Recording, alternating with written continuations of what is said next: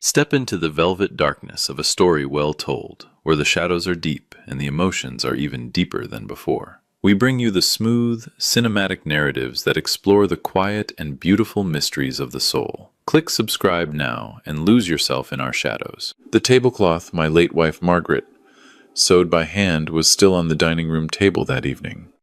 34 years old, slightly faded at the edges, but I had never been able to bring myself to replace it. She had spent 3 weeks on it the winter before our youngest was born, sitting by the fireplace in our old house in Oakville, while the snow came down outside. Every time I smoothed my hand across it before a family dinner, I felt her there with me still. I had set the table myself that Sunday.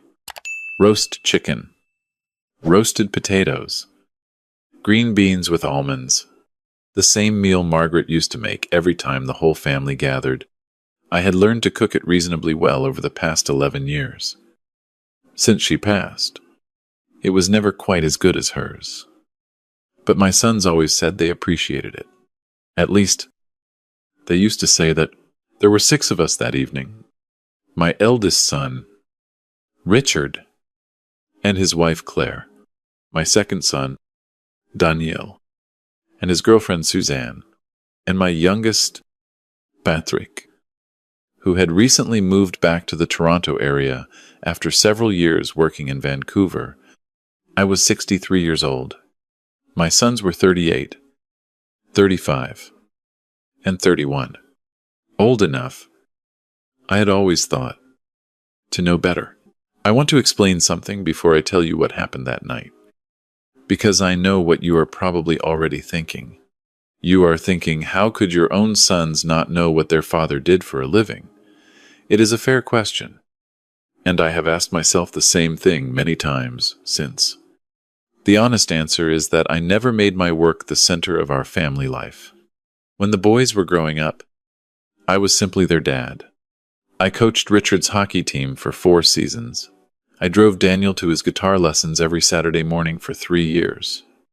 I helped Patrick with his science fair projects until he was old enough to tell me my ideas were embarrassing. I was present. I was engaged. What I did not do was bring my work home with me, talk about it at the dinner table, or measure my worth as a father by the size of my company. The other part of the answer is more complicated. I built my company, a mid-sized commercial property management firm based in Mississauga. Over a period of almost 30 years, I started it alone when the boys were still very young, working from a spare bedroom while Margaret managed everything else. By the time the boys were teenagers, the company had grown enough that I moved it into a proper office and hired real staff. But I had structured the company deliberately, under a holding group with a different name than my own. There were legal and financial reasons for this that I won't bore you with. The practical result was that my name did not appear prominently in any public-facing materials. I was not hiding who I was. I simply had no reason to advertise it. My sons knew I worked in commercial real estate in some capacity. They knew I had an office in Mississauga. They knew I wore a suit to work most days and sometimes traveled to meetings in other cities. None of them had ever asked me anything more specific than that. I had told myself over the years that this was simply the natural distance that grows between adult children and their parents. Now I wonder if I was making excuses for their lack of curiosity. Either way, when they were hired at the firm, it happened through the standard HR process. Their resumes came in through a recruiter. They were hired because they were qualified, not because they were my sons. I had a strict policy about that. And my HR director at the time did not know my last name, connected me to them until after the offers were signed. I kept quiet about it because I wanted to see who they truly were when they believed no one was watching. 11 months of watching had told me a great deal. Richard was a project coordinator on the commercial leasing side. Daniel worked in property operations. Patrick had joined the marketing team. They were competent enough, though none of them had distinguished themselves in any particular way. What I had observed through quiet inquiries and the occasional anonymous walkthrough of the office was that all 3 of them had developed a certain attitude They took long lunches. They submitted expenses that stretched the definition of business-related. Richard had canceled 2 site visits in the same month because, as he told his direct manager, he did not see the point of going in person when everything could be handled by email. I had that conversation reported back to me word for word, but that was work. What happened at my dinner table that Sunday evening was something else entirely. It started quietly, the way most bad things do. We had finished the main course and I had just come back from the kitchen with the apple crumble I had spent most of the afternoon making. Patrick made a comment about the crumble being a bit dry. I said I thought it had turned out reasonably well. Claire, Richard's wife, said nothing, which was her way of agreeing with Patrick without being impolite about it. I did not take any of this personally. I have never been a particularly gifted baker. Then Richard leaned back in his chair and looked around the table in the way he sometimes did when he was about to say something he had clearly rehearsed. I had seen that look on his face since he was about 14 years old. He said he had been doing some thinking lately. He said he had been talking to Daniel and Patrick as well. He said that all 3 of them were concerned about me. I asked what they were concerned about. He said that I was getting older, and that the house was getting to be too much for one person to manage. He said that the yard alone was more than I should be handling at my age. He said that they had looked into a few options and wanted to share them with me. I asked what kind of options. Daniel pulled out his phone and started reading from something he had apparently prepared in advance. He described a retirement residence in Burlington. He said the monthly fee was around $4,000. He said it was clean and well-reviewed, and that I would have my own room and access to communal meals and organized activities. I sat very still. Patrick said that the house would need to be sold, of course, to cover the costs long-term. He said the market in my neighborhood was still fairly strong and that they had spoken to a real estate agent friend of Claire's, John Tithing, who thought they could get somewhere between $900,000 and $1.1 million, depending on timing. I said nothing. I was doing the math in my head and also trying to understand what I was hearing. Richard said that they did not want me to feel like they were pushing me out of my own home. He said they wanted me to feel like this was a family decision. Then he smiled in a way that did not reach his eyes and said, "Dad, we just think you'd be happier somewhere with people your own age." Claire raised her wineglass slightly. Not quite a toast, just an acknowledgement. Suzanne looked at the tablecloth. Patrick said nothing further. I asked Richard, very quietly, if this was something they had all agreed on together. He said yes. I asked when they had started planning this. He paused. Daniel looked at his phone again. Patrick cleared his throat. Richard said they had been discussing it for a few months. A few months. While they were coming to my Sunday dinners and eating my food and telling me the chicken was good. They had been planning to sell my house and put me in a room in Burlington. The house their mother had loved. The house where all 3 of them had grown up. The house with the backyard maple tree that Patrick had fallen out of when he was 7 and broken his collarbone, and which he apparently now saw only as square footage to be liquidated. I looked at the tablecloth Margaret had sewn. I said I would think about it. Richard looked relieved. Daniel put his phone away. Patrick started talking about something else entirely, as though the previous 10 minutes had simply been a routine agenda item now moved past. I cleared the table myself that night after they left. I washed the dishes by hand, the way I always do. I stood at the kitchen window for a long time looking out at the backyard. The maple tree was still there, bare in the November cold. I did not sleep much that night. By the time I arrived at the office Monday morning, I had made several decisions. I want to be clear about something. I am not a man who acts out of pure anger. I had spent a sleepless night examining my own role in what had happened. I asked myself honestly whether I had failed my sons in some fundamental way, whether I had been too absent, too withholding, too focused on building something they had never understood. I sat with those questions seriously. I still sit with them, but There is a difference between understanding how something came to be and accepting that it should continue. My sons were not children who did not know better. They were grown men in their 30s who had sat at my table, eaten food I had prepared in memory of their mother, and presented me with a plan to sell my home while I was still healthy, still sharp, still more than capable of managing my own life and affairs. They had made that plan without asking me a single question about what I wanted. They had assumed, based on nothing more than my age and my quiet manner, that I was a problem to be managed. I had been watching them for nearly a year. I knew who they were at work. Now I knew who they were at home. I called my executive assistant, Diane, when I got in and asked her to arrange a meeting of the department heads and team leads for 10 o'clock. 31 people. I told her to book the large boardroom and to make sure Richard Callahan, Daniel Callahan, and Patrick Callahan were all on the attendance list.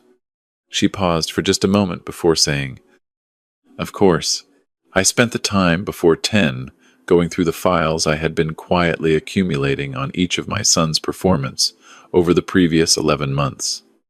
The canceled site visits, the expense reports, the pattern of late arrivals and early departures that Daniel's direct manager had flagged twice without any action being taken, partly because nobody wanted to escalate something involving an employee with the same last name as the company's parent entity, even if they did not know exactly what that connection meant. At 5 minutes to 10, I walked into the boardroom. I rarely attended department meetings in person. I was usually represented by my COO, a woman named Helen Forsyth, who had been with me for 16 years and who was one of the only people in the building who knew exactly who I was and what I owned. Helen was already seated at the far end of the table. She gave me a single look when I came in, the kind of look that meant she understood what was happening without needing to be told. The room filled up. My sons came in separately. Richard arrived first and took a seat near the middle of the table, glancing around with the mild impatience of someone who resented having his morning interrupted. Daniel came in scrolling through his phone. Patrick arrived last, slightly out of breath, and sat down next to a colleague from the marketing team. None of them looked at me with any particular recognition. I was, to them, a white-haired man in a suit who occasionally appeared at company-wide events and whom they probably assumed was a senior consultant of some kind. I had kept my presence in the day-to-day operations of the office deliberately minimal. I stood at the head of the table, and I waited until the room was quiet. Then I introduced myself. My full name, my title, my ownership stake in the company, and the holding group above it. I watched my sons' faces as I spoke. I will not dramatize what I saw there. I will simply say that Richard's expression moved through several distinct phases over the course of about 15 seconds, and that by the time I had finished speaking, all three of them were very still. I went through the performance concerns professionally and without theatrics. I had Helen distribute printed summaries to the relevant managers. I made clear that the issues I was raising applied to several members of the team, not exclusively to my sons. I did not want a scene. I wanted a record. I asked Richard, Daniel, and Patrick to stay after the rest of the room cleared. The three of them sat across from me at the long table. Richard's jaw was set. Daniel had put his phone face down in front of him and had not picked it up again. Patrick looked like he was trying to decide whether any version of this situation might still be recoverable. I told them that their employment was being terminated effective immediately. I told them that severance packages had been prepared in accordance with Ontario employment law and that their HR contacts would walk them through the details. I told them that their access cards and system credentials would be deactivated by end of day. Richard said, "Dad," I said, "at the moment I'm speaking to you as your employer. We can speak as family another time, if you choose." He said nothing else. I had security escort them out, which I knew was the part that would sting the most. Not cruelly, not with any public spectacle, but firmly and finally, the way things need to be done when they need to be done. I did not feel triumphant when I walked back to my office. I want to be honest about that. I felt something closer to grief. I thought about the Sunday dinners. I thought about the hockey practices and the guitar lessons and the science fair projects. I thought about Margaret and what she would have made of all of it. I think she would have been heartbroken. I think she also would have understood why I could not simply let it go. The weeks that followed were quiet. Richard called twice in the first week. I did not answer. Daniel sent an email that was long and somewhat incoherent, and ended with a sentence about how I had always made him feel like he was never good enough. I read it carefully and did not respond immediately. Patrick sent a single text message that said only, "I'm sorry, Dad. I don't know what we were thinking." I read that one several times. I am not a man who enjoys silence or isolation. I have my routines, my work, a few close friends I see regularly, a neighbor named Gordon who is about my age and who comes over on Friday evenings, and we watch hockey and argue about the Leafs, a woman named Barbara from my old church choir who calls every couple of weeks and who has a sharp enough wit that she can make me laugh even on difficult days. My life was not empty before my sons arrived for that Sunday dinner, and it was not empty after they left. But the house was quieter in a particular way that I noticed about 6 weeks after the termination. On a Saturday afternoon, there was a knock at my front door. I was not expecting anyone. I looked through the front window before I answered it, and I saw my grandson, Tyler. He is Richard's son, 17 years old. A serious-faced kid who plays chess competitively and who has always reminded me a little of myself at that age. He had taken the GO train out from Oakville by himself. I opened the door and he stood there in the cold with his hands in his jacket pockets and he said, "Grandpa, I think I need to talk to you." I let him in. I made tea. We sat at the kitchen table and he told me what he had overheard at home over the previous 6 weeks. He told me that his father and uncles had not fully understood the consequences of what they had set in motion. He told me that his mother Claire had been much quieter than usual.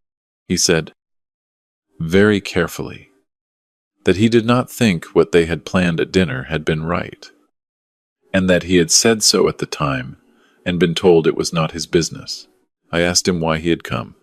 He said, "Because I am your grandson and I was worried about you, and because someone should say it to your face." I looked at this 17-year-old boy who had taken a train by himself on a cold Saturday to sit in my kitchen and tell me I mattered to him. I thought about the conversation I had avoided having with his father for 11 months.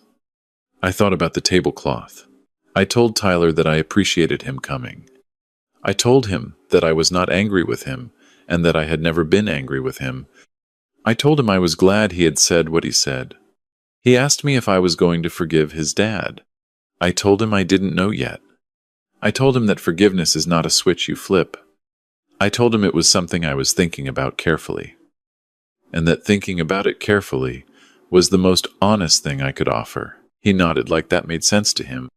We finished our tea and I drove him to the GO station and watched him disappear through the doors. I have since spoken to Patrick once, briefly, by phone. He sounded genuinely shaken in a way that I found credible. We did not resolve anything. But the door is not closed.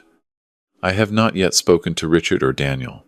I have had a lot of time to sit with everything that happened and to think about what kind of man I want to be on the other side of it. I do not want to be a man who holds permanent grudges against his own children. I do not want Margaret's tablecloth to become a symbol of bitterness rather than of her.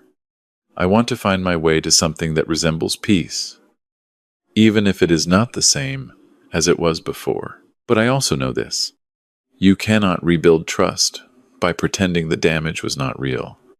My son sat at my table and planned my future without asking me a single question about what I wanted. That will not become something I simply absorb and forget. If there is a path back, it runs through genuine acknowledgement of what was done, not around it. I will not be hurried down it, and I will not be guilt-tripped down it, and I will not be managed down it by grown men who thought their aging father was a problem to be solved. I am 63 years old. I built something from nothing over 30 years. I raised 3 sons while grieving a wife. I still cook Sunday roast chicken from memory, and I still smooth my hand across Margaret's tablecloth before I set the table. Even on the Sundays when no one is coming, I am still here, still standing, and I will decide what comes next on my own terms, in my own time. That is the only way I know how to do it. It is the only way I have ever known.